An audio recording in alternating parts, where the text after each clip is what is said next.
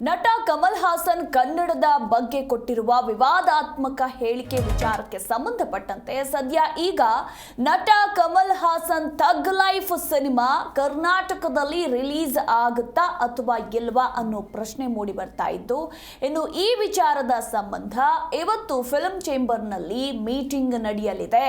ಸಾಕಷ್ಟು ಕುತೂಹಲ ಮೂಡಿಸಿದೆ ಈ ಒಂದು ಮೀಟಿಂಗ್.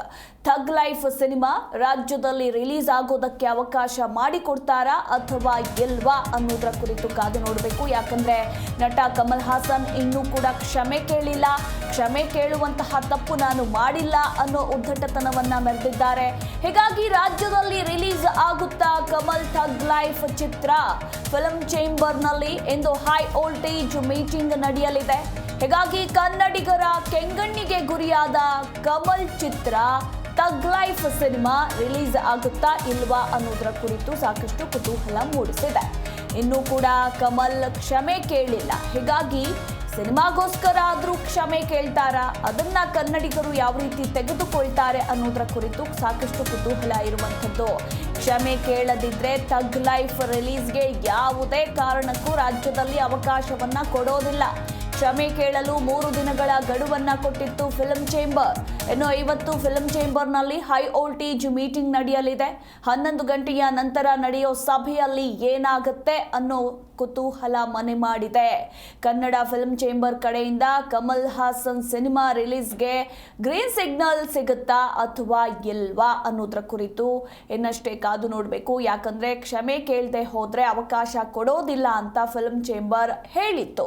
ಹೀಗಾಗಿ ಬಹುತೇಕ ಡೌಟ್ ಅಂತಾನೆ ಹೇಳಬಹುದು ಥಗ್ ಲೈಫ್ ಚಿತ್ರ ರಾಜ್ಯದಲ್ಲಿ ರಿಲೀಸ್ ಆಗೋದು. ಅಷ್ಟರಲ್ಲೇನಾದ್ರೂ ನಟ ಕಮಲ್ ಹಾಸನ್ ಕ್ಷಮೆ ಕೇಳಬಹುದಾ? ಕ್ಷಮೆ ಕೇಳಿದ ನಂತರ ರಿಲೀಸ್ಗೆ ಅವಕಾಶವನ್ನ ಮಾಡಿಕೊಡಬಹುದಾ? ಗೊತ್ತಿಲ್ಲ.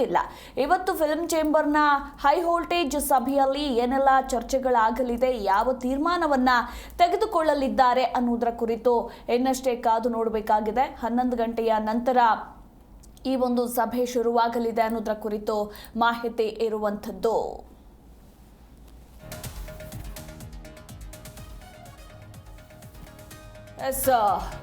ತಮಿಳಿನಿಂದ ಕನ್ನಡ ಹುಟ್ಟಿತು ಅನ್ನೋ ಹೇಳಿಕೆಯನ್ನ ಕೊಟ್ಟಿರುವ ನಟ ಕಮಲ್ ಹಾಸನ್ ವಿರುದ್ಧ ಕನ್ನಡಿಗರು ಆಕ್ರೋಶವನ್ನ ವ್ಯಕ್ತಪಡಿಸುತ್ತಿದ್ದಾರೆ. ಈಗಲೂ ಕೂಡ ರಾಜ್ಯಾದ್ಯಂತ ಪ್ರತಿಭಟನೆಗಳು ನಡೀತಾ ಇರುವಂಥದ್ದು. ಇನ್ನು ಮತ್ತೊಂದು ಕಡೆ ಸ್ಯಾಂಡಲ್ವುಡ್ನ ನಟ ನಟಿಯರು ಕೂಡ ಈ ಒಂದು ವಿಚಾರಕ್ಕೆ ಪ್ರತಿಕ್ರಿಯೆ ಕೊಟ್ಟಿದ್ದಾರೆ. ಕ್ಷಮೆಯನ್ನ ಕೇಳಬೇಕು ಅಂತ ಆಗ್ರಹ ಕೂಡ ಮಾಡಲಾಗಿದೆ. ಸೊ ಹೀಗಾಗಿ ಇನ್ನೂ ಕೂಡ ನಟ ಕಮಲ್ ಹಾಸನ್ ಕ್ಷಮೆಯನ್ನ ಕೇಳ್ತಾ ಇಲ್ಲ. ಈ ಬಗ್ಗೆ ಪ್ರತಿಕ್ರಿಯೆ ಕೊಡುವಾಗ್ಲೆಲ್ಲ ನಾನು ಕ್ಷಮೆ ಕೇಳುವಂತಹ ತಪ್ಪನ್ನ ಮಾಡಿಲ್ಲ, ಅಂತ ತಪ್ಪು ಮಾಡೋದಕ್ಕೂ ಹೋಗೋದಿಲ್ಲ, ನಾನು ಹೇಳಿರೋದ್ರಲ್ಲಿ ತಪ್ಪೇನಿದೆ ಅನ್ನೋ ಮಾತುಗಳನ್ನೇ ಹೇಳ್ಕೊಂಡು ಬಂದಿದ್ದಾರೆ. ಸೊ ಹೀಗಾಗಿ ಕನ್ನಡಿಗರು ಕಮಲ್ ಹಾಸನ್ ಚಿತ್ರವನ್ನ ರಾಜ್ಯದಲ್ಲಿ ರಿಲೀಸ್ ಮಾಡೋದಕ್ಕೆ ಅವಕಾಶವನ್ನ ಕೊಡ್ತಾರ, ಅದಕ್ಕೂ ಮುನ್ನ ಫಿಲ್ಮ್ ಚೇಂಬರ್ ಗ್ರೀನ್ ಸಿಗ್ನಲ್ ಕೊಡುತ್ತಾ ಅಥವಾ ಇಲ್ವಾ? ಬಹುತೇಕ ಡೌಟ್ ಅಂತಾನೆ ಹೇಳಬಹುದು ಥಗ್ ಲೈಫ್ ಸಿನಿಮಾ ರಾಜ್ಯದಲ್ಲಿ ರಿಲೀಸ್ ಆಗೋದು.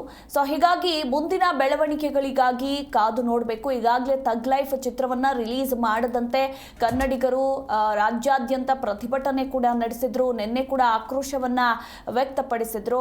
ಸೊ ಹೀಗಾಗಿ ಇವತ್ತಿನ ಫಿಲ್ಮ್ ಚೇಂಬರ್ ಸಭೆಯಲ್ಲಿ ಯಾವ ತೀರ್ಮಾನವನ್ನ ತೆಗೆದುಕೊಳ್ಳಲಾಗುತ್ತೆ, ಅಷ್ಟರಲ್ಲೇನಾದ್ರೂ ನಟ ಕಮಲ್ ಹಾಸನ್ ಕ್ಷಮೆ ಕೇಳುವ ಚಾನ್ಸಸ್ ಏನಾದ್ರೂ ಇದೆಯಾ ಅಥವಾ ಇಲ್ವಾ ಅನ್ನೋದ್ರ ಕುರಿತು ಇನ್ನಷ್ಟೇ ಕಾದು ನೋಡಬೇಕು.